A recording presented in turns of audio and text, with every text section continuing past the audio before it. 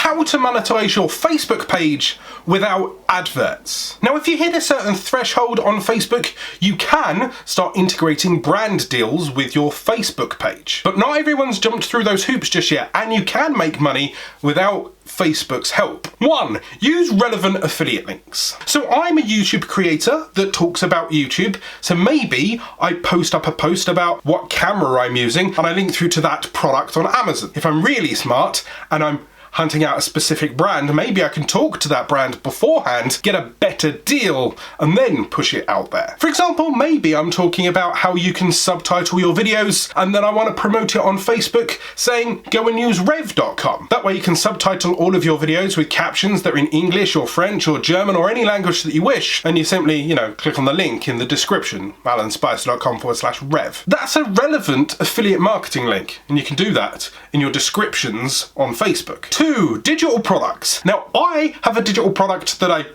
hardly promote, and it's 75 thumbnails for YouTubers. If you're not quite sure on how to start or how a thumbnail should look, you simply click on the link down below. It goes through my digital products. That's a product that hopefully helps you and is relevant to my audience. I'm not going to sell baby monitors to people that want to learn how to do YouTube. So if you have a digital product, let's say an ebook on how to knit, because you do knitting, or a recipe book because you're a cooking channel, that's a good place to promote it on your specific Facebook page. I also push out my services like a channel audit, a coaching call, consultation, but you could also be selling your products, a pots and pan set, some cute little crochet-y things. By the way, if you like that, there'll be a link in the description below from Oh So Cute, because 3. Consider a newsletter. This is your way of harvesting people from your page and then collecting them into, I really hate this word, but a funnel. If they're engaged enough to actively choose to be on a newsletter with you, to hear more from you, to see more videos from you, or see your blogs from you,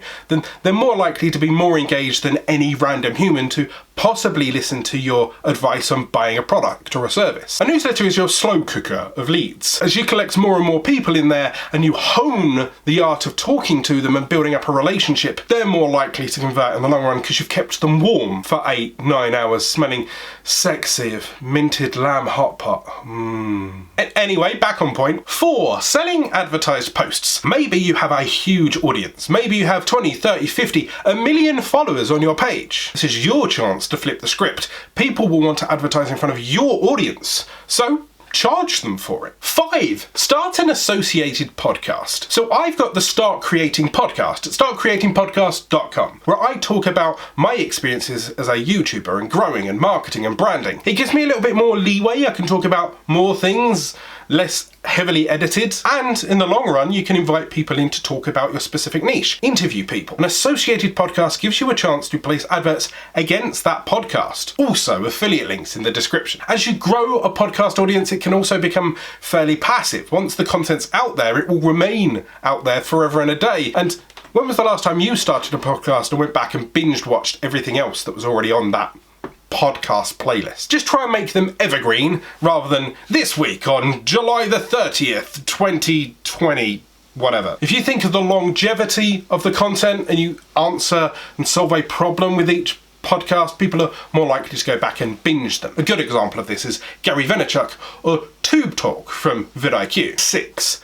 You don't have to monetize your Facebook page to make you money. You can also monetize your Facebook page to make charities money. You may have an audience that's quite tuned in with you and your feelings and your sentiments, your political leaning, or your empathy towards specific topics. Right now we're in the middle of an unprecedented worldwide situation. So if you wanted to raise money for that illness that's causing a lot of problems around the world, nothing's stopping you throwing up a charity post that people can donate to. Or you reflect on something in 4 or 5 years' time. Maybe someone near and dear to you dies of some horrible disease or struggles with a mental illness, depression, anxiety. There's nothing wrong with you raising money for a charity. Now, if you want help on monetizing your Facebook group, there's a video here. And if you need help on monetizing your Facebook page through Facebook, there's a video here.